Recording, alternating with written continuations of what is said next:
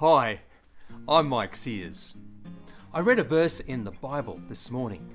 It said, "Be on your guard, stand firm in the faith, be courageous, be strong." 1 Corinthians 16:13. That made me think of when I enrolled in karate. I enrolled in karate when I got married.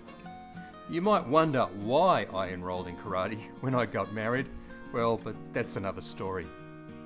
In my first lesson, I thought they would teach me how to break a piece of wood in two with my bare hands. Yeah! Or how to disarm an attacker with a knife. Yeah! But instead, they taught me how to stand firm. It seems that standing firm is pretty important in combat. Because when you're knocked down onto the floor, you are vulnerable. It's important to be able to stand your ground. And thinking of that reminds me of my story number 15. It was when I was growing up at the boys' home Ruamar. It was on my first day at the Sydney Technical Boys High School. I was getting ready. I had a new school uniform to wear. Blue shirt, grey pants, black shoes, and the maroon school tie. Now, on the back of a tie is a tie tag. The idea is that when you tie a tie, you have a thick end and a thin end. You thread the thin end through the tie tag so that it all sits neatly. Just as I was about to leave, Peter approached me with a pair of scissors. "Give me your tie, Mike. Let me cut off your tie tag." "No," I said. "Listen," he said. "You're a first year. When you go into the playground today, the second years will be waiting to initiate you. What they do is they put their grubby little finger into your tie tag and they rip it off. It often destroys the tie, so let me cut it off neatly now." "No one's going to rip my tie tag off," I said. Peter looked at me. "It's no use fighting it. It happens to everyone. Best be prepared." "Oh, I'll be prepared," I said, giving him my toughest look. "Okay," said Peter. "It's your funeral." Now, one thing I had learned, having been the pommy kid at school with the funny accent, having been from the boys' home, being the kid that didn't swear, was that you couldn't let the other kids bully you. You had to stand firm against them. The problem was that deep down, well, I was a scaredy cat. Well, it happened just as Peter had said. We had a welcome assembly for the first years and our parents. My parents are running between a number of schools to be there for the other boys as well, so my mum could only be with me for part of the time. And because I was the only boy from the B class from my school, I had no friends to sit with. When my mum left, I was all alone. The principal said, "I am sure you will all enjoy the school. The school motto is 'Manners maketh man,' and you will find that the school is populated with young gentlemen like yourselves who uphold the motto, and I look forward to you joining their ranks."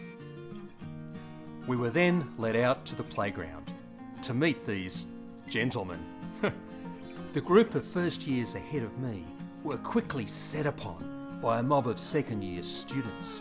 As soon as they entered the playground, they were surrounded, pushed to their knees, their ties were grabbed, and then rip! "Tie tag!" they would shout.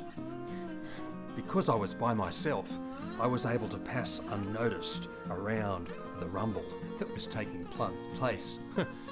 Once they had scored all the tie tags from that group, they pounced on the next group that was entering the playground. I walked as nonchalantly as I could through the playground. I saw some buildings to the right. I thought I'd hang out there, out of view, and eat my lunch. Around me, the playground had erupted into an excited melee of young boys struggling with each other, and the constant victory cry of "Tie tag!" Well, it seemed that I was out of danger, when suddenly I came across a group of boys walking towards me. I tried not to make eye contact, but it was too late. Hey you! Are you a first year? Still got your tie tag? Who? Me? I asked. You're dead meat! Ha ha ha! I thought, this is it. Stand firm, no matter what. I hoped they couldn't see my knees knocking. Hey, I think that's the PE teacher calling us. See ya. Yeah. We better go. And they went.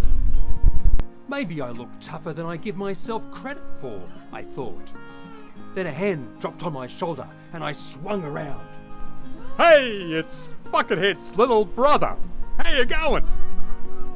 There behind me stood my big brother and his three mates, all third years. That's why the second years had retreated. Gee, he looks as ugly as you, Buckethead. No, he doesn't. Doesn't look like me at all. He's adopted. Anyway, they stood around me and we joked for the rest of the lunch break, and no more second years approached me. When I returned to class, I sat next to a kid called Watley. He had a fat lip, his tie was in threads, and his shirt was torn. He looked at me and he said, "Did you know that was going to happen?" "Yes," I said. You obviously did better than me." "I had some help," I said. You know, the success to standing firm is not to stand alone. Just as my brother and his mates had my back at Sydney Tech High School, so Jesus has my back when he asks me to be on your guard, stand firm in the faith, be courageous, be strong.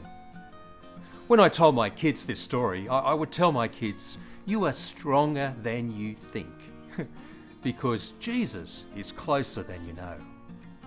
The Bible says, if God is for us, who can stand against us? Romans 8:31. The next year I had made 3 friends at school, Doodle, Baldwin, and that guy Watley. And as we went to lunch, Doodle said, Hey, the first years are coming to school today. Let's score some tie tags. "What? You're not going to participate in that juvenile stupidity, are you?" I asked. You bet we are, said Watley. We had to endure it, and so do they. "You mean you had to endure it," I said. And with that, I turned my tie around and showed them my intact tie tag. Well, the next thing I remember is getting off the floor, noticing that my tie was in tatters, and seeing my friends running away, yelling, "Tie tag!" See ya for story number 16.